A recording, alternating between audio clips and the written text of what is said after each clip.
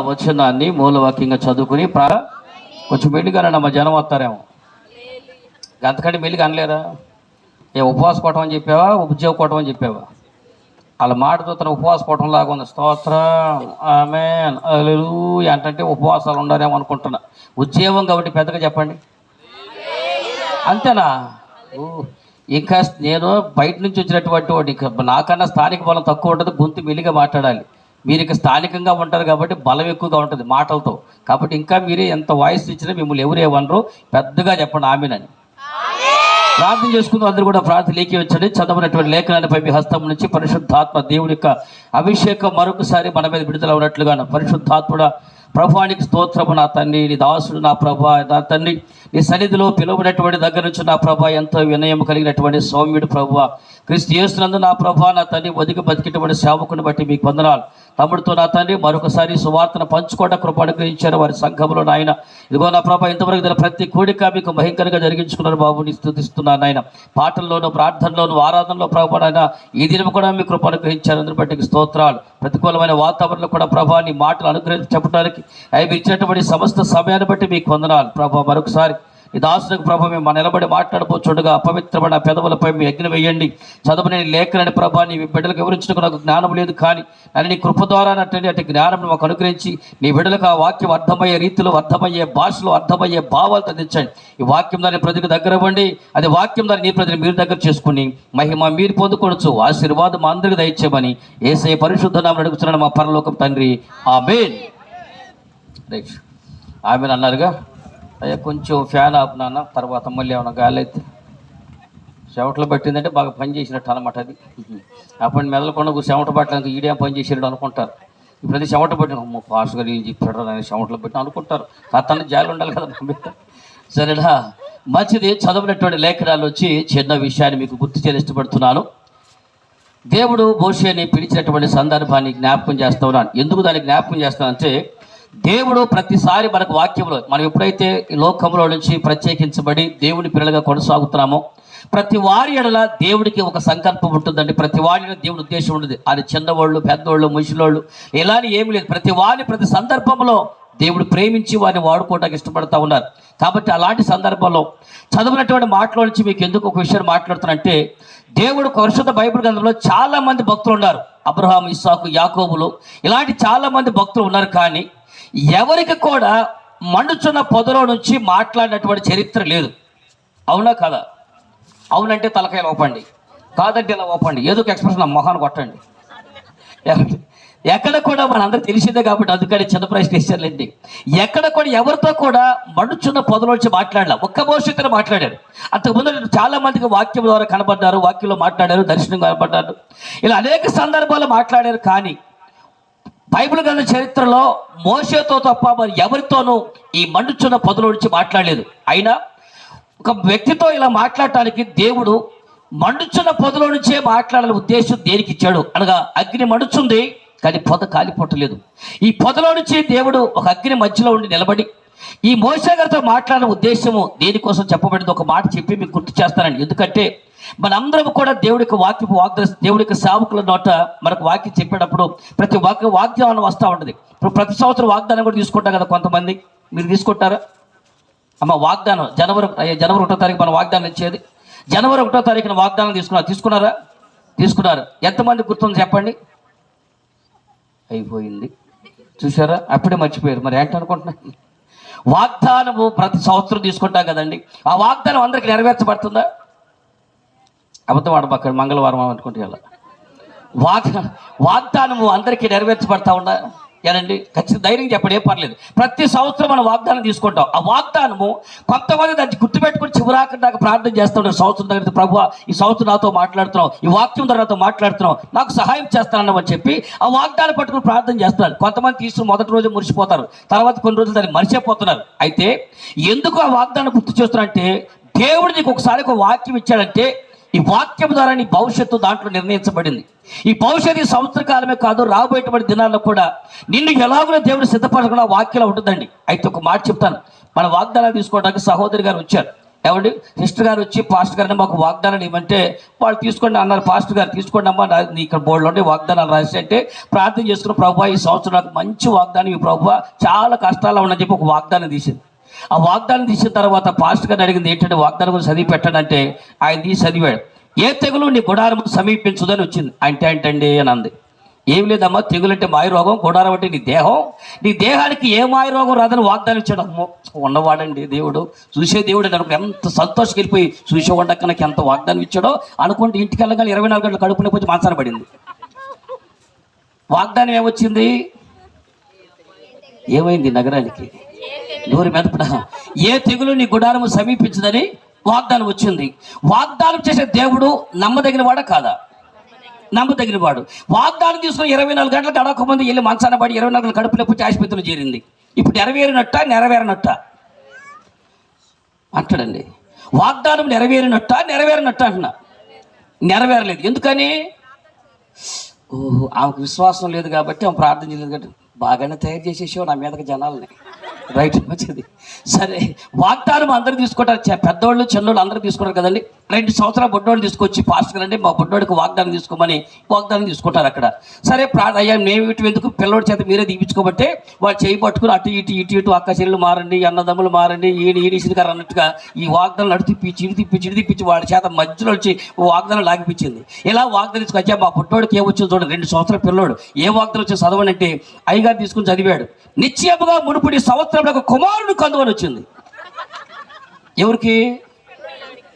సరే, ఇందాక ఆవిడ అంటే ప్రార్థన చేయలేదు కాబట్టి విశ్వాసం లేదు అనుకుందాం. ఇప్పుడు తీసినటువంటి ఈ పిల్లడు ఎవడు? 2 ఏళ్ల బొడ్డోడు విశ్వాసం ఉంచుతాడండి. పోనీ విశ్వాసం ఉంచితే మాత్రం బొడ్డోడు బిడ్డను వచ్చే సంవత్సరం బిడ్డను కట్టాడా? అయ్యే పనేనా? ఎవరో బిడ్డలటువంటి తల్లిదండ్రులకి అది ఆదరణగా ఉంటుందని వాకి పెట్టారు. ఇప్పుడు అది ఎవరికి పోయింది? బొడ్డోడికి వెళ్ళింది. ఇప్పుడు ఎలా అర్థం చేసుకోవాలి దాన్ని? మీకు అర్థమైందండి? ఏం అర్థమవుతుంది ఏమో అసలు దేవుడి యొక్క వాక్యం అది ఎవరో ఒక తల్లిదండ్రుల గారికి ఎవరు ఉంటారు బిడ్డలేటువంటి వారికి వాళ్ళ వెళ్తే వాళ్ళ వాక్యాన్ని పట్టుకుని ధైర్యంగా ప్రార్థన చేస్తారు, ప్రభు నాకు సహాయం చేస్తారని వారి విశ్వాసం బలపరచుకు వాగ్దానం పెట్టాం. అయితే వాక్యం అనే ఈ వాగ్దానములను దేవుడి యొక్క వాక్యమును మనం ఎలాగో అర్థం చేసుకోవాలి అనే విషయాన్ని మాత్రమే ఈ రోజున ఒక్క విషయంలోనే ఒక్క మాటలో దేవుడు నీ భవిష్యత్తును ఆధారపడి చేశాడు. మోషేకి ఇచ్చినటువంటి వాగ్దాన్ని బట్టి నేను ఎందుకు చెప్తున్నా అంటే మోషేకి పండుచున్న పొదలో నుంచి మాట్లాడే ఉద్దేశం ఏంటంటే మోషే భవిష్యత్తులో ఏమి చేయాలో ఏమి చేయబోతున్నాడో విపులముగా చెప్పడానికంటే ముందుగానే ఒక దర్శనంలోనే తన భవిష్యత్తు నిర్ణయించి పెట్టాడు. తన భవిష్యత్తు ఏం చేయాలో ఆ మండుచున్న పొదలో నుంచి మాట్లాడినప్పుడు అగ్నిలోంచి మాట్లాడినప్పుడు నిర్ణయించేశాడు. దేనికి నిర్ణయించాడు? 3 లేక 4 విషయాలు నేను టకాటక చెప్తాను, మీరు చకాచకలు దబ్బుకుని మర్చిపోదురు కానీ. సరేనా? స్టార్ట్ చేస్తున్నాను. 3 సమయాన్ని బట్టి 3 విషయాలు లేకపోతే 4 విషయాలు చెప్పడం ప్రయత్నం చేస్తాను. కాబట్టి అగ్నిలో నుంచే మాట్లాడటం వలన దేవుడు మోషేకి ఏమని నేర్పిస్తున్నాడో ఇప్పుడున్నటువంటి మనము దాన్ని ఎందుకు నేర్చుకోవాల్సిన అవసరం వచ్చిందో చెప్తాను. అనగా మొట్టమొదట అగ్నిలోంచి దేవుడు అక్కడ మాట్లాడుతూ చూడండి ఒకసారి. నిర్గమకాండం 3వ అధ్యాయం 2వ వచనంలో ఒక పొద నడిమిని అగ్ని జ్వాలలో యెహోవా దూత అతనికి ప్రత్యక్షమాయను. అతడు చూచినప్పుడు అగ్ని వలన ఆ పొద మండుచుండను కానీ అది కాలిపోవటం లేదు. ఏం కనపడింది? ఇప్పుడు మోషేకి అగ్ని ఒక పొద ఉంది, ఆ పొద నిడివిలో నుంచి అగ్ని మండుతుంది. అగ్ని మండుతున్నట్టు అగ్ని మధ్యలో దేవుడు ఉన్నాడు. దేవుడు ఉండి మోషేతో మాట్లాడటం జరుగుతాం. ఇది చూశాడు కదా. ఇలా అగ్నిలో నుంచే మాట్లాడటం వలన ఏమి నేర్చుకోవాలో 3 విషయాలు అన్నాను. 1, అగ్ని పరిశుద్ధ గ్రంథంలో దేనికి సూచనగా ఉంది? మొట్టమొదటి విషయం ఒక మాట చెప్తాను. అపోస్తలుడైనటువంటి పేతురు గారు తను రాసినటువంటి మొదటి పత్రిక 4వ అధ్యాయం, పేతురు రాసినటువంటి మొదటి పత్రిక 4వ అధ్యాయం 12వ వచనం చూడండి. ఆ అగ్ని అనే దాన్ని దేనికి సూచనగా చెప్పబడి ఉందో వాక్యంలో నుంచి. అమ్మా, మిమ్మల్ని శోధించుటకు మీకు కలుగుచున్న అగ్ని వంటి మహాశ్రమలను గురించి మీకేదో ఒక వింత సంభవించినట్లుగా ఆశ్చర్యపడకూడి. ఇప్పుడు చెప్పండి, అగ్నిని దేవుడు దేనికి పోలిక చెప్పాడు? మాట్లాడలా. అగ్ని వంటి మహాశ్రమలు, పేతురు గారు అంటాడయ్యా అగ్ని వంటి మహాశ్రమలు వచ్చినప్పుడు మీరు ఏదో వింత జరుగుతారని మీరు భయపడబాకండి అని చెప్పాడు. చెప్పండి, అగ్ని దేనికి పోలిక చెప్పాడండి? మహాశ్రమలకు పోలిక చెప్పాడు. ఇప్పుడు మీరు చెప్పండి, మహాశ్రమలకు సూచించినటువంటి ఈ అగ్నిలోంచి ఎవరు మాట్లాడుతున్నాడు? దేవుడు మాట్లాడుతున్నాడు అంటే ఏం అర్థం చేసుకోవాలి? అగ్ని మహాశ్రమ సూచన అయితే ఇప్పుడు దేవుడు ఎక్కడున్నాడు? అగ్ని మధ్యలో ఉన్నాడు. అగ్ని ఈజ్ ఈక్వల్ టు మహాశ్రమలు అనుకోండి. అనగా మహాశ్రమలకు మధ్యలో నుంచి దేవుడు మాట్లాడుతున్నాడు అంటే అర్థం తెలుసా? మోషే, నా ప్రజల ఇశ్రాయేలీయులు అగ్ని వంటి మహాశ్రమల మధ్యలో ఉన్నారు కాబట్టి నువ్వు వెళ్ళి వాళ్ళని విడిపించుకురా. ఎందుకో తెలుసా? ఏ అగ్ని మధ్యలో నేను మాట్లాడి నిలబడుతున్నానో అలాగే అగ్ని వంటి మహాశ్రమలైనా మీకు మధ్యలో నేను నిలబడి మిమ్మల్ని విడిపిస్తాను అని చెప్పాడు. అర్థమైతే చప్పట్లు కొట్టండి, అర్థం కాదు నన్ను కొట్టండి. దేవుడి స్తోత్రం చెప్పండి, మెల్లిగా చెప్పండి, జనం వస్తారేమోనని. అర్థమైందా? అగ్ని వంటి మహాశ్రమం కాబట్టి మీరు నిర్గమకాండం 1వ అధ్యాయం 11వ వచనం చూడండి. ఇశ్రాయేలు ప్రజలు శ్రమలో ఉన్న విషయాన్ని ప్రస్తావన చేసి మాట్లాడుతూ ఉంటారు. అగ్నిలో నుంచి దేవుడు మాట్లాడటం వల్ల అగ్ని వంటి మహాశ్రమంలో నుంచి నీ ప్రజలైనటువంటి వారికి నేను మధ్యలో తోడుగా ఉంటాను చెప్పడానికి దేవుడు అగ్ని దర్శనాన్ని ఇచ్చాడు. చదవండి ఒకసారి, ఏం రాసి ఉందో. వారి మీద పెట్టిన భారములలో వారిని శ్రమ పెట్టుటకు ఎట్టి పనులు చేయొచ్చు అధికారులను వారి మీద నియమింపగా వారు ఫరో కొరకు ధాన్యాలను నిల్వ చేయొచ్చు. అక్కడ ఏం చెప్పారండి? ఏం చేస్తారంట? ఇశ్రాయేల్ ప్రజలు ఉన్నారు కదండి, మొదట కొన్ని సంవత్సరాల వరకు యేసేపు ఉన్నంత వరకు బాగానే ఉంది.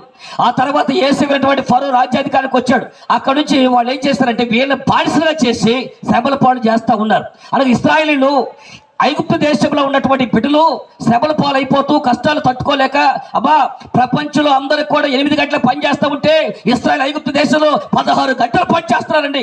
కట్టుకున్న భార్యకి నిండారు వస్త్రాలు ఇవ్వలేక, కడుపున బిడ్డలకు తిండి పెట్టలేక దుర్భరమైన బతుకుతూ ఈ బాధలు పట్ట కంటే, ఈ శ్రమలు పట్ట కంటే, ఈ బతకడం కంటే చావినట్టని అంత గాడకు తెగించారండి.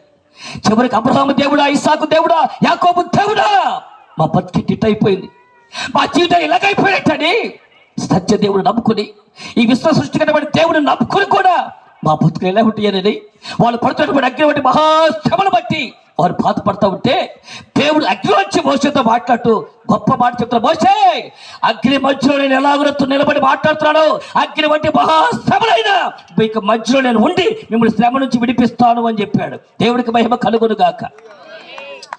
ఇప్పుడు తిరణాల బొమ్మలు కొన్నారా? బతుకున్న రోజులు తిరణాలకు పోయే వాళ్ళని గుర్తుందండి. ఆ తిరణాలకి వెళ్ళి బొమ్మలు తెచ్చుకునే వాళ్ళు గుర్తుండే మీకు? ఆ బొమ్మలు తీసుకుని బాగా గీస్తే అంటే ఈ పొంగలు ఉంచోటి మళ్ళీ గీస్తే ఇక నేను గీస్తే మీరు సపోర్ట్ కాకుండా మీరే వాక్యానికి చెల్లించి స్పందించబడి కొనండి గట్టిగా. అవి బాక్స్ రావట్లేదు చూడుకోండి, గొంతు పోకుండా జాగ్రత్త పడినాను. మళ్ళీ రేపు కోట వాళ్ళు అన్యాయం అయిపోతారు. అందుకనా అది మంచోడు కదా. అగ్ని వంటి మహాశ్రమల గురించి మోషేకి ఒక సిగ్నల్ ఇచ్చాడు. అగ్ని వంటి శ్రమలు ఇశ్రాయేలు ఉండాలని చెప్పాడు. ఈ రోజు మనకెందుకంటే ఈ రాత్రి నీకు ధైర్యం పెట్టాడు వాక్యం ద్వారా. ఈరోజు నీవు కూడా అగ్ని వంటి మహాశ్రమల గుండా నువ్వు వెళుతున్నావా? కుటుంబ వ్యవస్థ అగ్ని కష్టాలు పాలవుతుందా, నష్టాలు పాలుతుందా, కుదిరిన మాయరోగం కుటుంబాన్ని కుదిపేస్తూ ఉంటే నిజమే. ఈ రోజున నేను మహాశ్రమల గురించి మాట్లాడుతున్నాను కానీ అసలు మనం ఒత్త శ్రమలే తట్టుకోలేము. పెద్ద మహాశ్రమలు అపవాదం ఎదిరిటకంటే అక్కడ సగతి పక్కన పెట్టండి. చిన్న శ్రమే, చిన్న కష్టం అయితే తట్టుకోలేవు. 10th క్లాస్ ఫెయిల్ అయితే నేను చేస్తా, నేను పోతా అంటారు. ఏంటి 10th క్లాస్కి ఏమండి 4 లక్షలు అప్పయిందంటే చాలిక ఈ బతకడం కంటే సాగుతుంది కదండి. ఏది 4 లక్షలకే? చిన్నప్పుడు చచ్చిపోతారంట, చిన్న కష్టం తట్టుకోలేరు, భర్త తింటే చచ్చిపోతారు, చిన్న శ్రమలు తట్టుకోలేరండి మనం. పైగా రేపు అందరం కూడా అగ్ని వంటి మహాశ్రమలు నిలబడాలి. శత్రువుని సాతాన్ని ఢీకొట్టి ఇప్పుడు నిత్య జీవనం చేపట్టబోతున్నాం. అలాంటి మనం చిన్న శ్రమలు తట్టుకోలేకపోతేంటండి? అప్పుడు నీకు ఒక్కదానికి ఐడియా, కష్టానికి ఒక్కదానికి వచ్చిందా? యేసుక్రీస్తు రక్తంలో కడగబడి మారుపరిచిపోతే పశ్చాత్తాపంతో రక్షణ సంఘంలో నడుస్తున్న మన జీవితాల్లో శ్రమ ఒక్కడికి వస్తుందా? ప్రపంచంలో నీకు ఒక్కదానికి శ్రమ వచ్చిందండి? అప్పు అయిపోతే తీర్చుకోలేవా? ఎప్పుడు భాగ్యానికే నేను చేస్తానని ఈ రక్క తెల్లవారు లెగితే సాగు అమ్మా 4 లక్షల అప్పు నీకే అయిందా? అదే భర్త బంగారం తాడైతే ఏమన్నా మెడలో బంగారు తాడేసాడు, బాయ్ బంగారు కొండ ఉంది. అదే భర్త 1 లక్షల అప్పు చేసి పెద్ద అనుకొండ ఇడికిచ్చి గొంతు కోసేసాడు. బంగారు ఎత్తినా బంగారు కొండ, అప్పులు చేతిన అనుకొండ. అంతేనండి. ఏమా గుర్తుపెట్టుకోండి, ఎన్ని శ్రమలను రాని ఈ రాత్రి లోక సంబంధించిన వ్యక్తులకు సంగతి నాకు అనవసరం. కానీ యేసుక్రీస్తు రక్తంలో కడబెట్టబట్టి వారు నీ కొరకు ఈ లోకానికి దిగివచ్చి నీ కొరకు ప్రాణం పెట్టి మరణమును సమాధిని బద్దలు కొడుతున్నటువంటి నజరేయుడైన యేసు ఈరోజు నేను విడిచిపెట్టే దేవుడు కాదండి, నీ శ్రమలు విడిచిపెట్టే దేవుడు కాదు, నీ కష్టాలు విడిచిపెట్టే దేవుడు కాదు. అగ్ని వంటి మహాశ్రమలైన అగ్ని మధ్యలో ఉన్న దేవుడు నీకు శ్రమలకు మధ్యలో నీతో ఉంటాడు, నిన్ను విడిపించబోతున్నాడు. దేవుడికి మహిమ కలుగును గాక. అగ్ని వంటి శ్రమలు ఎన్నన్నా కానీ నువ్వు చేయవలసింది ఒకటే, ఎన్ని శ్రమలు వచ్చినా, ఎన్ని కష్టాలు వచ్చినా, ఎన్ని ఇబ్బందులు వచ్చినా నీ పేరుకు మరణాపేక్ష రాకూడదు. చిన్న చిన్న కష్టాలు ఇప్పుడు రేపు తెల్లవారు లెగిస్తే చిన్న కాడికి నేను చచ్చిపోతాను అంటారండి. అమ్మ, తెల్లవారు లెగిస్తే అప్పుడు చచ్చిపోయినటువంటి వారు, పంట పండపోతే చచ్చిపోయినటువంటి వారు, ఇలా పంట చేతిరాకు చచ్చిపోయినటువంటి వారు, ఇలా ప్రతిదానికి చావునే కోరుకుంటున్నారండి. ఈ అప్పులు మీకు ఒక్కడికైనా మీకు సువార్త ప్రకటన నేను అమ్మా నా సంగతి కలిసి చెప్తాను అనుకోండి, ఆర్ట్ స్ట్రోక్లో రావాలా. ఎందుకో తెలుసా? నా సంగతి ఎందుకు అంటారేమో, నా సంగతి ఎందుకు చెబుతారంటే 10th క్లాస్లో మనం ఒక్కడే తప్పామనుకోండి ఎట్లుంటుంది, చాలా బాధగా ఉంటుంది. అదే మన వెనక 10 మంది తప్పారని తెలిస్తే ఆ హ్యాపీనెస్సే వేరు. అసలు మనం ఒక్కడే తప్పామంటే ఇటు చూస్తావు, రే నువ్వు ఒక్కడే వెంటనే వెనక 10 మంది తప్పారండి, దేవుడు. అసలు మనం పాడవటం కంటే మన వెనక 4 నాశనం వేరంటే ఆనందమే వేరండి. అప్పులు పాలు మనం ఒక్కడవటం కదా, మనలో ఊరాలతో అప్పులు పాలంటే అసలు ఆనందాన్ని పట్టలేము. అందుకల కరోనా అన్నమాట ఒక్కడికే పోతే ఉంది, అదే మన ఇంటి చుట్టుపక్కల కరోనా వచ్చిందంటే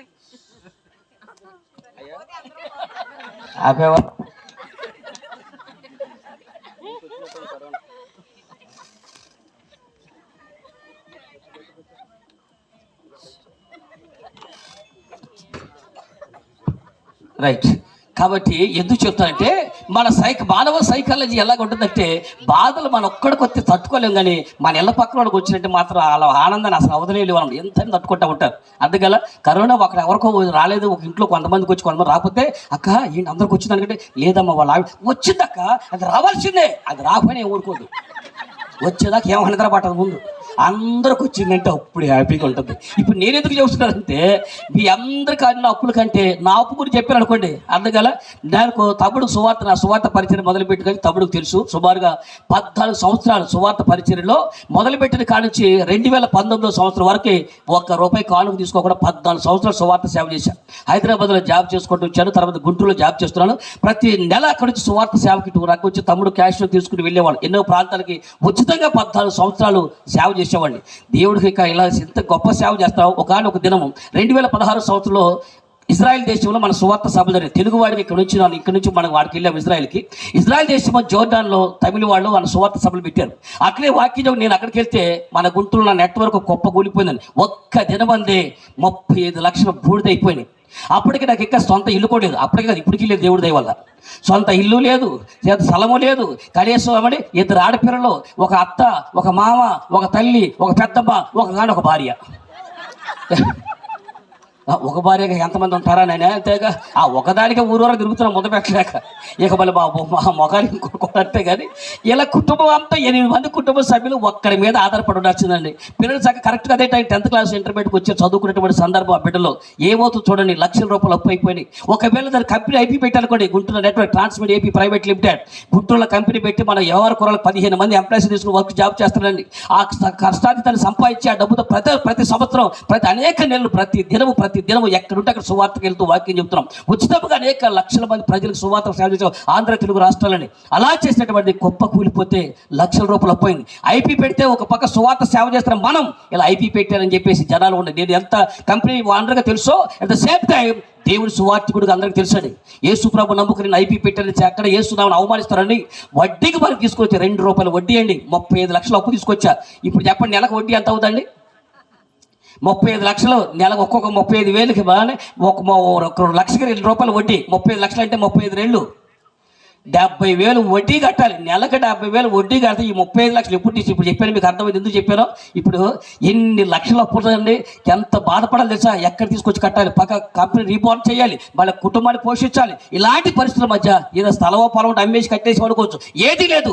కానీ ఎలా నిలబడాలి అప్పులు ఇచ్చేటప్పుడు ఫోన్ చేస్తూ ఉంటారు. అయినా ఎన్ని అప్పులున్నా గొండ్రాయిలాగా తిరుగుతలా. అర్థమైంది మీకు? ఇన్ని అప్పుడు అసలు మొఖాలే ఏమైనా ఉందండి, గొండ్రాయిలాగా తిరుగుతున్నాయి. మీకేంటండి 35 లక్షలు అప్పుడు ఇచ్చిన ఫోన్ చేస్తారు, పాస్ట్ గారు చెప్పు డబ్బులు ఎప్పుడు ఇస్తావు, వండప్పుడు ఇస్తా. అదే ఎప్పుడంటే అప్పుడు ఇస్తాను, సచ్చిపోమంటే వెంటరా సత్యవుడు ఇస్తాను నీకు డబ్బులు, బతుకుంటే డబ్బులు తీరుస్తాను. అయ్యా గుర్తుపెట్టుకోండి, ఈ భూమి మీద మనం ఎవరికైనా అప్పు చేసి ఉంటే, రుణపడి ఉంటే, ప్రాణాలు పోయే వరకే వాడి రుణము తీర్చిపోవాల్సింది తప్ప వాడు అప్పు ప్రాణం ఈ లోకానికి వదిలిపెట్టే ప్రసక్తి లేదు. అప్పు తీర్చుకునే వెళ్ళే ఛాన్సే లేదు. కానీ వెనక ముందు ఒక ఎన్ని కష్టాలు వచ్చాయని, ఎన్ని బాధలు వచ్చాయని, ఇది శ్రమ వచ్చిందని ఒకవేళ మనం చేసుకోకూడదు, దాన్ని చేసుకుంటే వెనక బిడ్డలు ఏమైపోతారు, కుటుంబం ఏమైపోద్ది, ఇన్ని సంవత్సరాలు ఈ స్వార్థం ఏమైపోద్ది. అద్భుతండి. అయినా సరే దేవుడి మహాకృప చేత ఏ జ్ఞానం అయితే దేవుడిచ్చాడో అదే జ్ఞానం బట్టి 14 మంది ఉన్నట్టు ఎంప్లాయీస్ మొత్తాన్ని తీసివేసి అందరి కంపెనీకి వాండర్ చేసి, రేపల్లి ఒకటి, చెరుకుపల్లి ఒకటి, ఇలా నెట్వర్క్ వాళ్ళందరూ వాండర్గా చేసి నా కంపెనీ తీసి ఒక్కడే కష్టపడి పని చేసుకుని 3 సంవత్సరాల్లో 30 లక్షల అప్పును బద్దలు కొట్టుకొచ్చా. మీకు సంతోషం లేనట్టు, మీరు అప్పులు ఉంటే బాగుంటుంది. మీకు అర్థమైంది. మళ్ళీ కష్టపడి 30 లక్షల అప్పుడు 3 సంవత్సరాలు బద్దలు కొట్టి వంటి చేత అదే కంపెనీని 14 వచ్చేసేవాడి ఎంప్లాయీస్ పని నేను ఒక్కనే చేసుకుని తీసుకొచ్చానండి. మీకు అర్థమవుతుంది ఈ మాట ఎందుకు చెప్పాను? కష్టం వచ్చినప్పుడు, శ్రమ వచ్చినప్పుడు, దుఃఖం వచ్చిన సావటం కాదండి. దేవుడి యొక్క ఈ మహాశ్రమైన నువ్వు నిలబడు, దేవుడు మనకు తోడుగా ఉంటాడు. దేవుడికి మహిమ కలుగును గాక. అగ్ని వంటి మహాశ్రమలో దేవుడు ఇశ్రాయేలుకు తోడటువంటి దేవుడు, మోషేకు తోడటువంటి దేవుడు, ఇశ్రాయేలుపై విడిపించే దేవుడు నేను వదిలేస్తాడా? నేను అనాథగా విడిచిపెడతాడా? తల్లి, నేను ఎంత చెప్పినా, నేను వాక్యం చెప్పినా, నువ్వు చెప్పేదే మేము చచ్చేది అన్నారు అనుకోండి. ఇంకో మాట చెబుతున్నా, ఎన్ని కష్టాలన్నా రానివ్వండి, ఎన్ని అప్పులన్నా అవనివ్వండి, ఎన్ని బాధలు అవనివ్వండి, సావనే మాత్రం రానివ్వకండి. నా మాట మీకు అర్థమైంది అనుకుంటున్నా. చావనే మాట రానివ్వకండి. దేవుడి చిత్త ప్రకారం ఆ పిలుపు వచ్చేంత వరకే చిన్న కారణాలకి ఆత్మ నేను పోతాను, నేను చేస్తాను, ఇది నేను తట్టుకోలేను, ఎప్పుడే తట్టుకోలేని మాట అనబాకండి. ఇంకో మాట చెబుతున్నా, నువ్వు పదే ఈ శ్రమలు తట్టుకోలేక పోతా అన్నావు అనుకోండి, దేవుడు పైన తదాస్తు అంటాడు. పూర్వకాలం మనవాళ్ళు అనేవాడు పెద్దవాళ్ళు, ఏదైనా సస్తావని అన్నవాడు కూడా అనబాకరం పైన తదాస్తు దేవతలు అంటారు. దేవుడు ఎవరంటారంట? తదాస్తు దేవతలు అంటారా? ఉండరు. కొన్ని బైబిల్లో చూస్తారు తదాస్తు దేవతలు ఎక్కడ ఉంటారో చదవండి ఒకసారి. ఆ మాట కూడా చూసి ముందుకెళ్దాం. అమ్మ సామెతల గ్రంథం 18వ అధ్యాయం, సామెతల గ్రంథం 18వ అధ్యాయం. మీ నోట జాగ్రత్తగా మాట ఉండాలి. దాన్ని ఎన్ని శ్రమలైనా తట్టుకుని దేవుడికి నిలబడాలి. ఏ దేవుడు మనం ఆశ్రయించామో, ఏ దేవుడు మనకు ఆశ్రయ పొరుగున్నాడో, అగ్ని వంటి మహాశ్రమంలో ఆ దేవుడు మనకు సహాయం చేయడం దేవుడు అనే సంగతి తెలుసుకోవాలి.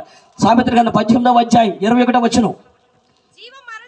జీవ మరణములు నాలుక వశము, దాని యందు ప్రీతి పడువాడు దాని ఫలము తలలో పైకి ఎత్తుకోండి. ఇక వాక్యం అర్థమైందండి. ఏం రాసి ఉందంటే అక్కడ సామెతల గ్రంథంలో? జీవ మరణములు నాలుక వశం అన్నాడు, దాని యందు ప్రీతి పడువాడు దాని ఫలం తింటాడు అన్నాడు. అనగా జీవమా మరణమా ఎవరి వశంలో ఉంది? నాలుక వశంలో ఉంది. అంటే దీన్ని బట్టి నాలుకతో నేను చేస్తా, నేను పోతా అనుకోండి. అర్థమైంది. అక్కడ జీవమా మరణమా దేవుడి నాలుక వశంలో పెట్టాడండి. ఏమండి, దేవుడు లెక్క ప్రకారం మన భూమి మీదకి వచ్చి ఆయన ఇష్ట ప్రకారం మన కొన్నాళ్ళు బ్రతికి ఆయన ఇచ్చినటువంటి జీవ ప్రకారం పోతే ఓకే, అది యెహోవా స్థితిలో ఉంది. కానీ మధ్యలో కూడా మన చేతులు కూడా కొన్ని ఉన్నాయి. ఈ అకాల బరాలు కొన్ని ఉన్నాయి. కష్టాలు తట్టుకోలేక, శ్రమలు తట్టుకోలేక, ఇబ్బందులు తట్టుకోలేక, ఈ అగ్ని వంటి మహాశ్రమలు తట్టుకోలేక చాలా మంది చేతులారా నేను పోతాను అంటున్నారు. నేను చేస్తానే మాటనండి. జీవ మరణ నాలుగు వశంలో ఉన్నాయి. దాని ఎందుకు ప్రీతి పడవాడు. ప్రీతి అంటే ఇష్టం. దేనిని ఇష్టపడుతున్నావు? నువ్వు జీవమును ఇష్టపడితే జీవిస్తావు, మరణమును ఇష్టపడితే అదేంటంటే మనం అనుకోగలను తెచ్చిపోతామంటారా? మా అమ్మ పాలు తీసినప్పుడు గేదెకి ఎవరు చెప్పాక మనసులో పెట్టుకోండి. ఈ మాట చెప్తే సార్ ఆలే చెబుతారు ఊరంతా. గేదెగా పాలు తీసేటప్పుడు ఒరే పొదుగు కట్టంగా నుంచోరు అనేది. ఎందుకమ్మ ఎందుకు కట్టబెట్టి నరుడి కంటికి నల్లరాయి బద్దలైపోతారండి. ఏంటంట? నరుడి కంటిలో పడితే నల్లరాయి బద్దలైపోద్దా? ఇప్పుడు సూపులు చూస్తే అయిద్దండి? ఇప్పుడు అవుదా? ఏమంటే దావీదని ఒక ఆయన ఉన్నాడండి బైబిల్ గ్రంథంలో బాగా గొప్ప భక్తుడు. ఆయన మీద సౌలు అని ఒక ఆయన ఉన్నాడు. ఏ సూపు నిలిపాడు చెప్పండి? విషపు సూపు నిలిపాడు. అంటే ఏం సూపులు ఉన్నాయి? సూపుల్లో విషం ఉంది. ఏమో కొంతమంది సూపులే ఉంటాయి, విషం సూపులు అండి. కొంతమంది యారా బాగుండవంటే అదే ఆక్రమణ కాకరకాయ ఇక చచ్చాడు. ఇక కొంతమంది ఉంటుంది దాన్ని ఊరండి ఓర్చుకోలేరండి. కొంతమంది సూపులు ఆ సూపులతోనే ఉండదు. అమ్మో గుడ్డోడే అంటే ఎంత దొబ్బుగా ఉంటాడే అంటారండి. పిల్లల్ని అనొచ్చండి అన్నమాట. మా చెవిటికి ఒక ఆమె నన్ను అనేదండి. 6వ తరగతి చదువుతుంటే, తులచమ్మ రైగోడు బొద్దోడు ఆడి సొత్తకు సందం ఉంటారా, ఆడి పిక్కలు ఎంత రావుంటాయి నేను అటు అనొచ్చాడు. చిన్నపిల్లలు 6వ తరగతి పిల్లలు వాడిని నిక్కర్లు వేసి తిరుగుతాం కదండి. అసలు ఎంత విషం అంటే కొంతమంది ఉంటారు విషం చూపండి. తల్లి చూపులు విషం అయితే పర్లా, కొన్ని మాటలు కూడా అంతే. కొంతమంది మాట అంటే అందుకే మన దేవుడు ఒక మాట చెప్పాడు, నువ్వు ఆశీర్వాదం వచ్చినవి తప్ప శాపం వచ్చిన నీ నోట రానిక్కడే అన్నాడు. ఎందుకంటే పరిశుద్ధ బైబిల్ గ్రంథంలో చాలా మంది శపించబడ్డారు. నువ్వు దీవించబడి వారు దీవించబడతారు, శపించబడి వారు శపించబడతారు దేవుడు చెప్పాడండి. కాబట్టి దేవుడి పోలిక చొప్పున దేవుని స్వరూపమందు ఈ సమస్త విశ్వలోకాలు కలుగును కాకండి కలిగినాయి. కాబట్టి అదే పోలిక చొప్పున దేవుడు మనల్ని చేశాడు. కాబట్టి నోరు అదుపులో పెట్టుకోండి. అర్థమవుతుందా? చిన్న చిన్న కష్టాలకి నేను పోతాను అనుకోండి. ఒక మాట మీకు గుర్తు చేస్తారండి, శత్రువైన సాతాను నేరుగా మిమ్మల్ని అటాక్ చేయలేడు. వాడు మిమ్మల్ని చంపే అధికారం లేదు. కానీ వాడు మన చేతే మన చావు రాపిస్తాడు. ఎలాగో చెప్తేనండి, తల్లి అగ్ని వంటి మహాశ్రమలకు నేను వదిలేస్తాడు. ఈ శ్రమలు పెట్టేస్తాడు, నీ కష్టాలు పెట్టేస్తాడు. అప్పులు, బాధలు, రోగాలు, అసమాధాన స్థితి, కుటుంబాలు తట్టుకోలేక ఈ బాధ బట్ట కంటే, ఈ కాపురు చేయటి కంటే నాకు చావే రైతని ఎప్పుడైతే నీ నోట చావనే మాట వచ్చిందో అపవాది ఎదురు చూస్తామండి. నేను చస్తే బాగుంది అనుకోగానే వెంటనే వాడు బైబిల్ తీసుకుని వెళ్తాడు. ఎక్కడికో తెలుసా? పరలోకానికి వెళ్తాడు. మాజీ పార్లమెంట్ సభ్యుడు పార్లమెంట్కి పోయినట్టుగా వీడు అప్పుడప్పుడు పరలోకానికి పోతా ఉంటాడు. ఎక్కడున్నా అనబాకండి, యోబు గ్రంథంలో రాసి ఉంది. కాదంటే రేపు పొద్దున్న నన్ను పెట్టండి. అర్థమైందా? మాజీ పార్లమెంట్ సభ్యుడు పార్లమెంట్ పోయి వచ్చినాడు, వీడు పరలోకానికి పోయి వస్తూ ఉంటాడు. యేసు ప్రభువే మనల్ని వాడి దూరికి వెళ్ళబాకన్నాడు. వాడే చక్కడికి వెళ్ళి మన గురించి స్టేట్మెంట్లు చేస్తున్నాడు. ఒకసారి ఏబు విషయంలో 2 సార్లు వెళ్ళాడు, ఏబు చూసామని. సరే, మన విషయంలో ఏం చదివి చెబుతానని. అపవాది ఏం చేస్తుంది సార్? మనం పదే పదే శ్రమలు తట్టుకోలేక నేను చస్తే బాగుండని మాట ఎప్పుడైతే నీ హృదయంలో వచ్చిందో వెంటనే వాడు బైబిల్ తీసుకుని 107వ కీర్తన 9వ వచనం అనుకోండి, ప్రభు ఏదో రాసినట్టు ఉండమని అంటాడండి. అంతేనండి. 107వ కీర్తన 9వ వచనం ఏం రాసిందండి అక్కడ? ఏలయనగా ఆశగల ప్రాణములు ఆయన తలలో పైకి ఎత్తుకొని చెబుతాక ఏమన్నాడండి? అబ్బా, బైబిల్ వాక్యం మనం వాడుకోవడం వాడు బాగా వాడుకుంటాడు. ఎవరు? అపవాదికి దేవుని యొక్క వాక్యం వాడటం బాగా తెలుసు. ఎలాగో తెలుసా? యేసు ప్రభు దగ్గరే వాడాడు. యేసు ప్రభు దగ్గర ఆకలితో ఉండి ఆయన బాప్తిసం పొంది 40 దినాలు ఉపవాసంతో ఉంటే వాడు వెళ్ళాడు తెలుసా? ఇదిగో యేసు, నువ్వు ఎక్కడి నుంచి తూకు, పరలోకం నీ దూతలు, దేవుడిని దూతలు పంపిస్తాడు, నీ పాదముకు రాయి తగలకుండా వాడు కాపాడతాడని అన్నాడు. చూశాడు ఏమన్నాడు? ఆ వాక్యాన్ని ఎత్తుకొని యేసు ప్రభు చూపిస్తున్నాడు. ఇదిగో నువ్వు తూకు, దేవదూతలు పట్టుకుంటాను అన్నాడు. అంటే ఇలా వాక్యాన్ని ఎత్తుకొని చూపిస్తా అంటే వాడు మన విషయంలో వదిలేస్తాడు చెప్పండి. కాబట్టి నీ చేత నీకు ఈ శ్రమలు పెట్టేస్తాడు, ఈ కష్టాలు రాడిస్తాడు. ఈ కష్టాలు, ఈ శ్రమలు తట్టుకోలేక పోతానగానే వెంటనే వాక్యం తీసుకున్నాడు. ప్రభువా, 107వ కీర్తన 9వ వచనం నువ్వే రాశావుగా. ఏమని రాశావు? యెహోవా వారి హృదయ వాంఛలను ఏమండి చెప్పండి, ఏం రాసి ఉంది? ఆశగల ప్రాణములను ఆయన తృప్తిపరచును అన్నాడు. ప్రభువా, ఆశగల ప్రాణాలు తృప్తిపరుస్తున్నావు కదా, వాళ్ళు చస్తానన్నారు, చంపే అంటాడు. మీకు అర్థమైంది ఎలా కూడా తదాస్తారంటే? తల్లిగా మన చేతే మన కన్ను పొడిపిస్తాడు. అలా ఆ యెహోవా మన హృదయ వాంఛలను తీర్చును. ఇలా ఈ వాక్యాలను తీసుకుని వెళ్ళి మన చేతే మనకు మరణాన్ని రాసిస్తాడు. కాబట్టి ఈ రాత్రి కాలము ఎన్ని శ్రమలను రాని, ఎన్ని కష్టాలను రాని, ఎన్ని బాధలు రాని దేవుడు వాగ్దానం చేస్తున్నాడు. అగ్ని వంటి మహాశ్రమలో, అగ్ని మధ్యలో దేవుడు ఉన్నప్పుడే అలాంటి శ్రమలో నీవున్నా నీకు మధ్యలో దేవుడు ఉంటాడని చెబుతున్నాడు. దేవుడికి మహిమ కలుగును గాక.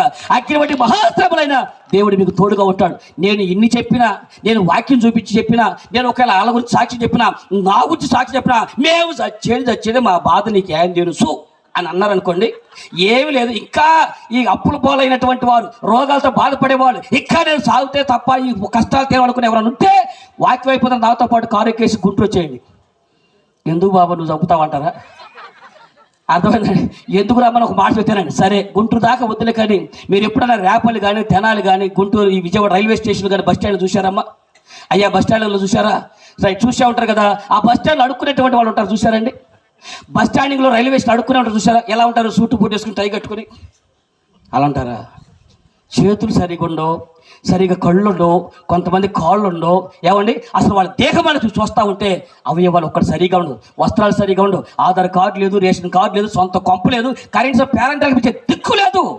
కానీ అడుక్కునే వాళ్ళు ఒకళ్ళు పడతాడు, ఒకళ్ళు పట్టుకుని, భార్య భర్త బిడ్డలు ఒకరిలా పట్టుకుని అయ్యా అమ్మా అనుకుంటే మన దగ్గరికి వస్తూ ఉంటారు. మనం ఏమంటాం? కాలేదా కడబా అంటారు. ఇంకొంతమంది అయితే ఏమంటారు తెలుసా? ఈ అడుక్కునే వాళ్ళకి ఏలాపాల లేదండి. ఎవరికంట? అడుక్కునే ఒక ఏలాపాల లేదంట. మరి ఏ ఏళ్ళని రమ్మంటారు చెప్పండి? మరి ఆ ఏళ్ళనే వస్తారు. మనకుందా ఏలాపాల? ఏమండి, కొంచెం ఆలోచించండి. వాళ్ళ అమ్మా అని మనం అడుగుతున్నారు, మనం అయ్యా అని పూర్తి చేయండి మ్యాటర్. మనం ఖాళీ లేదు చేతులు అన్నట్టు ఆయన కూడా ఆ మాట అంటే ఏమైపోతాం? కాకపోతే మన క్లాసికల్ అడుక్కుంటున్నాం, వాళ్ళే మాస్క్ అడుక్కుంటున్నారు, అంతే కదండి. ఆయన కూడా ఖాళీ అవ్వడమో అని అనుకోండి. అందుకని పేదలను కనికరించేవాడు యెహోవాకు అప్పించువాడు అన్నాడు. దేవుడికి మహిమ కలుగును గాక. తల్లి అలాంటి చాలా మంది అలా అడుగుతున్నా, ఆ భార్య ముందు కట్టుకున్న భార్య మీద చీయాట్లు పడతా ఉంటే గుండె పగిలిపోయినట్టుగా వాళ్ళు బాధపడతారు. ఏమండి, చివరికి ఈ అప్పులు పడలేక, వాళ్ళ కష్టాలు, ఈ తిండి తిప్పలేక, వాళ్ళ మీద అడుక్కు తినే బతుకంటే, ఈ కళ్ళు లేవు, కాళ్ళు లేవు, చేతులు లేవు, ఈ బతుకు బతకట్టే చావాలన్న కోరిక రావాల్సింది ఎవరికి తెలుసండి? వాళ్ళకి రావాలి. ఎవరు వాళ్ళ పేరెంటాలు పిలవరు. ఒకవేళ మన బంతిలో కూర్చోబెట్టి ఎవరబా చివరిలోకి రా అని పని నెట్టేస్తారండి బంతిలో నుంచి. ఎంత బాధపడతారండి. ఇలా అనుకునేటువంటి జీవితాలు దుర్భరమైన బతుకులు బతుకుతూ ఉంటారు. ఈ సొంత కొంపలు లేకుండా, ఆధార్ కార్డు లేకుండా, రేషన్ కార్డు లేకుండా బతుకున్నటువంటి వాళ్ళు అలాంటి జీవితాల్లో అసలు ఈ ఎవటి బతుకు బతకట కట్టే, ఈ గుడ్డి బతుకు బతకట కట్టే, ఈ దేన బతుకు బతకట కట్టే చావటం రైట్ అని మీరు ఆలోచించండి. ఇన్ని శ్రమలు పట్టకట్టే చావే రైట్ అనే ఆలోచన ఎవరికి రావాలి? ఏమని చెప్పండి. నిజానికి ఈ ఆలోచన ఎవరికి రావాలన్నా వీళ్ళకి వాళ్ళకంటే ఎక్కువ మనకు శ్రమలు ఉన్నాయా? మనకు చెప్పండి. అన్ని శ్రమలు రావాలి. మీరు కావాలంటే మీ విశ్వాస జీవితంలో కానీ, మీ లైఫ్ స్టైల్లో కానీ, ఏ మెయిన్ స్ట్రీమింగ్ ఛానల్లోనైనా, ఏ సోషల్ మీడియాలో అయినా, మీ చరిత్రలో ఏ రోజన్నా ఒక అడుక్కునేవాడు ఆత్మహత్య చేసుకోవడం చరిత్ర చూశారండి? విన్నారు ఎప్పుడన్నా? అడుక్కునేటువంటి వాడు ఆత్మహత్య చేసుకోవడం మీరు ఎప్పుడన్నా చూసారా? విన్నారా? ఎందుకనండి? నిజానికి అమ్మ లేదు, నాన్న, తమ్ముడు, అక్క, బావ బంధాలు ఏమీ లేకుండా, ఆధార్ కార్డు లేకపోయినా, రేషన్ కార్డు లేకపోయినా ఈ బతుకుని అవుటి బతుకైనా దేవుడిచ్చేటువంటి ఆ ప్రాణం ఆయన పిలిచేంత వరకు బతుకుతూ ఒక అడుక్కునేవాడు బతుకుతున్నారే. మనకేంటండి? అక్క, తమ్ముడు, వదిన, బాబా ఇన్ని బంధాలుండి బతకడానికి చేస్తానంటున్నావే. ఈ రోజున తల్లి చావటానికి కదా మనం చేసింది. దేవుడు మంచిది బతకడానికి చేశాడు. ఆయన చాయిస్కాలం అంతా కూడా భూమి మీద బతికి ఆయన పిలిపొచ్చేంత వరకు ఈ లోకం వదిలి వెళ్ళే పనే లేదు. మిల్లిగా ఒకవేళ ఇలాంటి శ్రమలు వచ్చినా దేవుడికి ఆదరించినటువంటి మాటలు అగ్ని బట్టి మహాశ్రమలైనా కాబట్టి గుర్తుపెట్టుకోండి, దేవుడు అగ్ని బట్టి మహాశ్రమల మధ్యలో దేవుడు మనకు తోడుగా ఉంటాడు అన్నాడు. గుర్తుందా మీకు? బబులోను సామ్రాజ్య హెడ్ క్వార్టర్లో ఏం జరిగిందో మీకు గుర్తుందండి? ఆ రోజున ఏమా దానియేలు గ్రంథం 3వ అధ్యాయం చదవండి ఒకసారి. ఏం రాసిందో? దానియేలు గ్రంథం 3వ అధ్యాయం 25వ వచనం అనుకుంటా, లేకపోతే నాకు ఉంటుంది ఇప్పుడు. అందుకు రాజు నేను నలుగురు మనుషులు బంధకములు లేక అగ్నిలో సంచరించుట నేను చూచితిని, వారికి హాని ఏమియో మీ అందరు కూర్చోదు కదండి. అబ్బా ఆ రోజు ప్రతిభను పెట్టి ఈ ప్రతిభను మొక్కండి అని చెప్పేశారు. ఊరందరూ కొట్టి మొక్కుతున్నా కానీ షడ్రక మేషకి అభ్యర్థి యోధా యువకులు అంటున్నారు, అయ్యా రాజు చావనన్న చస్తమేమో కానీ నువ్వు పెట్టి బొమ్మకు మాత్రం ముఖ్య ప్రసక్తి లేదని వాళ్ళు సవాల్ విసిరారండి. మండుచున్న వేడిపులు అగ్ని కూడా మా దేవుడు మాకు కాపాడక మాకు సమర్థుడు. ఒకవేళ మా దేవుడు కాపాడకపోయినా చావనన్న చస్తమే తప్ప నువ్వు పెట్టే బొమ్మకు మాత్రం ఎంత రోషం అండి, ఎంత పౌరుషం అండి. ఆత్మీయ జీవితంలో దేవుని కొరకు నిలబడేటువంటి యోధా యువకులు ఎంత పౌరుషంగా నిలబడి తెలుసా? ఆ మాట్లాడినప్పుడు రాజుకి ఇంకా కోపరే, అగ్నిగుండం ఎలా మండుతుంది? బాగా మండుతున్నారు, ఇంకా రెట్టింపు చేయండి, ఇంకా రెట్టి చేయండి. 7 అంతలుగా అగ్నిగుండాన్ని రెట్టింపు చేశారు. తీసుకెళ్ళండి పడేయండి అన్నారు. దాని ఈ షడ్రకి మేషకి అభ్యర్థులు ముగ్గురు లాక్కుపోయారు. రండి లాక్కెళ్ళారు. చేతులు పట్టుకో, కాలు పట్టుకో అన్నారు. 1 2 ఏంట్రా వంట అంకిల్ అన్నాడు. ఇసాయి అని ఒక్కసారి ఇసురు అగ్నిగుండంలో పడేశారండి. దెబ్బగా కాలి బూడిదైపోయారు. బూడిదయ్యారు అంటే ఏ జీవితాన్ని మెలకుండా కూర్చొని అంటారనమాట. చెప్పండి. విసరటం ఇసిరినోళ్ళు బూడిదైపోయారు. ఎవరైతే నేను శ్రమల పాలు చేయాలని చూశాడో, ఎవడైతే అగ్ని వంటి మహాశ్రమల పాలు నిన్ను చేయాలని చూశాడో వాడు అగ్నిగుండంలో పడి కాలిపోయాడు. అగ్ని లోపల పడ్డ వీళ్ళేమో ఏమయ్యారండి? బబులోను దేశమందున ఆ భక్తులు ముగ్గురు బొమ్మకో మొక్కనందున, బబులోను దేశమందున ఆ భక్తులు ముగ్గురు బొమ్మకు మొక్కనందున, పట్టి బంధించి రాజు అగ్నిలో పడవేసి, పట్టి బంధించి రాజు అగ్నిలో పడవేసి 4వ వాడు తిరగలేదా? ఓ భక్తుడా రాజు రమ్మని పిలువలేదా? 4వ వాడు తిరగలేదా? ఓ భక్తుడా రాజు రమ్మని పిలువలేదా? దేవుని స్తోత్రం. ఈ స్త్రీని ముగ్గురు మనుషులు అగ్గిలో పడేస్తే ఏమండి? అగ్గిలో పడ్డటువంటి వాళ్ళు ఏమైపోవాలి? కాలి బూడిదైపోవాలి. కానీ ఏమో తెలుసండి, ఈ స్త్రీనేమో ముగ్గురిని తర్వాత ఏం చేస్తారు తెలుసా? రాజు చూస్తే అగ్ని కూడా చూస్తారు. రే అన్నాడు. ఏంటన్నా ఎటకాకేసేవాళ్ళు అన్నాడు. ఏంటైట్రా మీరు ఎంతమందిని పడేశారు లోపల? ముగ్గురునన్న. మరి నాకేట్రా శతవరం వచ్చిందా? 4 కనపడుతున్నారు. అర్థమైందండి? అగ్నిగుండంలో పడకుండా దేవుడు ఆపలేదన్నా. అగ్ని వంటి మహాశ్రమలైనా వాటికి మధ్యలో దేవుడు నిలబడుతున్నాడు. దేవుడు స్తోత్రం చెప్పండి గట్టిగా. అగ్ని వంటి మహాశ్రమల మధ్యలో 4వ వాడిగా దేవుడు నిలబడ్డాడు. అర్థమైందండి? వాళ్ళు అగ్నిగుండంలో పడితే నేను అనుకుంటున్నా ఆ రోజులో పాటలేదు, లేదు కాశ్మీర్ లోయలో పాట పాడేవాళ్ళే. ఎందుకో తెలుసండి? అగ్నిగుండము ఐసు గడ్డలుగా మార్చే దేవుడికి భయము కలుగును గాక. అగ్ని వంటి మహాశ్రమలైనా ఆ శ్రమంలో నేను టచ్ కూడా చేయకూడదు కాపాడేటువంటి దేవుడు మన దేవుడు అండి. ఈ రోజున అగ్ని వంటి మహాశ్రమలో ఇశ్రాయేలు ఉన్నారు. మోషే ఆ శ్రమల గుండా నేనుండా. ఈరోజు అగ్ని మధ్యలో నేనున్నాను. అగ్ని వంటి శ్రమలకు మధ్యలో నేను మీకు తోడుగా ఉంటాను, మిమ్మల్ని అనాథలుగా విడవను, నేను నిశ్చయముగా ఆ ఐగుప్తు అనే శ్రమ నుంచి బయటకు తీసుకొచ్చి కానానులో చేరుస్తాను అని చెప్పాడు. దేవుడికి మహిమ కలుగును గాక. నెంబర్ 1, అగ్ని వంటి మహాశ్రమల మధ్యలో దేవుడు మీకు తోడుగా ఉంటున్న సంగతి మోషేకు తెలియాలి, ఇప్పుడు మనకు తెలియాలి. రెండో విషయం చెప్తాను. పరిశుద్ధ గ్రంథంలో అగ్నిని దేవుడు దేంతో పోల్చాడు మీ అందరూ గుర్తునే ఉంటుంది. ఇర్మియా గ్రంథం 23వ అధ్యాయం. ఇర్మియా గ్రంథం త్వరగా తీయండి, 4 వాక్యం ఆపేయాలి. అసలే తీశారమ్మా. ఇర్మియా గ్రంథం 23వ అధ్యాయం 29వ వచనం. ఇంకా వెళ్తున్నారు అమ్మ. 4 పెట్టి ఉన్న ఉమ్మంతా రాసేస్తున్నాను బైబుల్కి. చెల్లోయి ఇప్పుడు ఏమిలేమ్మా, నువ్వు దిగిపోతే నేను చెబుతాను, విడి తల్లి, నేను చదువు. కానీ అలా వాక్యానికి వచ్చినప్పుడు చదివినట్టు, లేకపోతే చదవనట్టు. సరేనా? నువ్వు చదువు తెల్లే. నా మాట అగ్ని వంటిది కాదా? చెప్పండి ఏమనండి? అగ్ని దేంతో పోల్చి చెప్పండి దేవుడు. ఇప్పుడు నా మాట అగ్ని వంటిది కాదా అని అన్నాడు. ఇప్పుడు చెప్పండి, మోషేకి దేవుడు ఎక్కడి నుంచి మాట్లాడుతున్నాడు? అగ్ని మధ్య నుంచి మాట్లాడుతున్నాడు. అంటే ఏమర్థం అవ్వాలి? మోషే, అగ్ని మధ్యలో నీతో మాట్లాడుతున్నాడే, అగ్ని వంటి నా మాట నీ నోట పెడతాను, నువ్వు మాట్లాడితే ఇశ్రాయేలు అందరూ అక్కడి నుంచి బయటకు వస్తారు అని చెప్పాడు. గట్టిగా చప్పట్లు కొట్టి దేవుడు కనపరుస్తూ ఉండండి. అగ్ని వంటి మాట దేవుడు మాట్లాడండి. దేవుడి యొక్క మాట ఎలా ఉంటాయంటే, ఆయన మాట్లాడితే హృదయాలు మండుకొట్టా ఉంటాయి. ఆయన వాక్యం విడుదలైతే పాపము దహించబడిందండి. అగ్ని వంటి మాటలు ఇశ్రాయేలుకి. ఇప్పుడు ఇంకో ఏంటండి, పరిశుద్ధ బైబిల్ గ్రంథాన్ని మొట్టమొదట అక్షరాలు దేవుని మాటలు రూపకల్పన చేసిందే మోషే. అర్థమైందా? దేవుని మాటలు మొట్టమొదట తనకు ముందున్నటువంటి చాలా పితరులు ఎంతమంది ఉన్నా వాళ్ళెవరు దేవుని మాటను గ్రంథముగా మార్చలేదండి. మొట్టమొదట దేవుని యొక్క వాక్యాన్ని, ఆ మాటల్ని బైబిల్ గ్రంథంగా మార్చింది మోషేనే.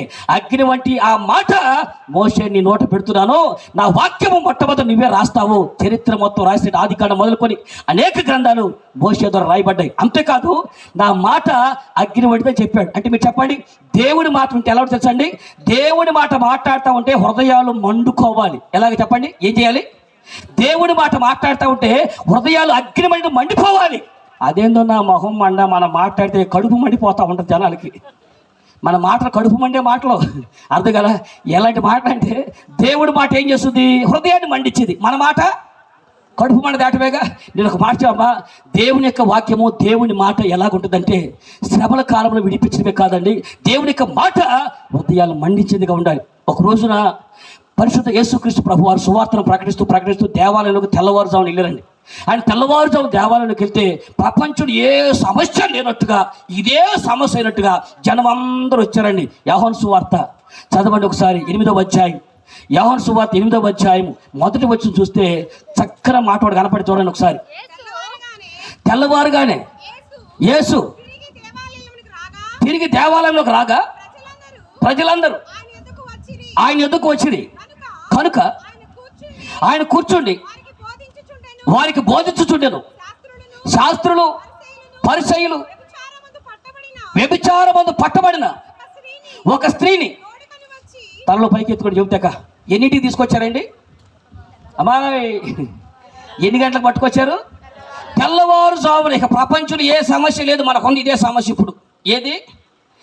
ఏమో జనమందరూ దేవుడు వాక్యం వెంటకు వచ్చారు. ప్రజలందరూ వాక్యం చెప్తారు. యేసుప్రభు తెల్లవారుజామున మందిరంలోకి వస్తే వాళ్ళందరూ వచ్చాయా, ఆయన మాట వచ్చే మాట మీద ఆలోచిస్తే ఈ పరిసయ్యులు శాస్త్రులు అందరూ వచ్చేసారు. ఎవరు పట్టుకొచ్చారు తెలుసండి? వ్యభిచారంలో పట్టబడి ఒక స్త్రీ లాక్కొచ్చారు. ఇట్లా వినబడితే బోధకుడా, ఈ స్త్రీ వ్యభిచారంలో పట్టబడిందట. ఎవరండి? వ్యభిచారంలో పట్టబడి స్త్రీని మోషే ధర్మశాస్త్రం ప్రకారం ఏం చేయాలి? రాళ్ళు పెట్టి కొట్టి చంపాలి. కాబట్టి నువ్వు ఈ అమ్మాయిని రాళ్ళు పెట్టుకొని చంపమని చెబుతున్నావా లేక వదిలేమని చెబుతున్నావా అని యేసుప్రభుని అడిగారండి. మీరు ఏమనుకుంటే ఒక మాట అడుగుతా అమ్మా, మీరు అయ్యలు కూడా అడుగుతున్నా, మీరు ఏమనుకుంటే ఒక మాట అడుగుదాం అనుకుంటున్నా. ఏమనుకోకపోయినా అడుగుతా, ఏమని అనుకున్నా కానీ అడుగుతున్నా. సిగ్గా శర్మ సేవలో కొంచెం అబ్రాబాబా సరే స్తోత్రం అని చెప్పేస్తా. కాబట్టి అనుకున్నా చెప్తాను, అనుకోకపోయినా చెప్తాను. నా మాట మీ జాగ్రత్త గమనించండి అమ్మా. ఇప్పుడు వ్యభిచారంలో పట్టబడిన స్త్రీని పట్టుకొచ్చారు కదా. జనరల్గా వ్యభిచారం అని ఇంగిత జ్ఞానం ఉండవాడు చెప్పాలి. వ్యభిచారం అంటే ఒక్కరు చేసే వాళ్ళని వ్యభిచారం అంటారు, ఇద్దరు చేస్తే వ్యభిచారం అంటారా? ఇద్దరు చేతి వ్యభిచారం అంటారు కదండి. మరి అమ్మాయిని తీసుకొచ్చారు, అబ్బాయిని తీసుకురాలేదేంటో. మరి నిజంగా తప్పు అయితే అది ఇద్దరిని పట్టుకు రావాలి కదండి, అబ్బాయిని కూడా తీసుకురావాలిగా. అబ్బాయిని తీసుకురా కూడా అమ్మాయిని ఒక్కదాని యేసుప్రభు దగ్గరికి వచ్చి ఈ అబ్బాయి వ్యభిచారం పట్టబడింది అని చెప్పాడు కదా, మరి అబ్బాయిని ఎందుకు తేలేదు? అంటే నేను అనుకుంటున్నాను, మీరు అనుకోబాకండి. నేను అనుకుంటున్నాను ఆ అమ్మాయిని తీసుకొచ్చి అబ్బాయిని వదిలేశారంటే ఆ అబ్బాయి ఆ ఊరు మొత్తం మంచి సౌండ్ పార్టీ అయి ఉంటాడండి. అంతేగా? అంటే డబ్బున్నటువంటి వాడు ఎన్ని పాపిష్టి వేషాలు వేసినా ఆయన అడిగే తమ్ముడుతో అండబలం, కండబలం, గుండెబలం, దళబలం, రాజకీయ బలవుతుంది. అడ్డగోలు వేషాలు వేసి దేవుడు సమాజాన్ని నాశనం చేస్తున్నా వాడు అడిగే తప్పు లేదు. పేదోళ్ళు కదండి, ఎవరు లేనోళ్ళు కదా, అండలేదు కదా, ఆయన వాళ్ళు లేరు కదా, తెచ్చిన రోడ్డు మీద పెట్టి అందరు రాళ్ళు పెట్టి కొట్టమన్నారే. ఇదే వేషం వేసేటువంటి వాడు ధనవంతుడు అయితే వాడు ఎందుకు వదిలేస్తున్నారు? అంటే ధనవంతుడు అయితే వాడు చేయొచ్చు, అడ్డగోలు వేషాలు వేయొచ్చు, వాడు సమాజంకు చెడుపులాగా ఉండొచ్చు, కానీ వీడిని మాత్రం పట్టుకురాల. అంటే ఒకటి వాడు ధనవంతుడన్నా అయి ఉండాలి, లేదా పట్టుకొచ్చిన ఒక సుట్టమన్నా అయి ఉండాలి. అంతేనండి మాస్టర్ గారు. ఎందుకంటే తప్పు చేసేవాడు పరాయుడు అయితే మాత్రం ఆయన ఎంత తీసుకొస్తామో అదే మన సుట్టమైన ఆడు మగాడు. ఎవరు? అవునా? అంటే తప్పు చేసిన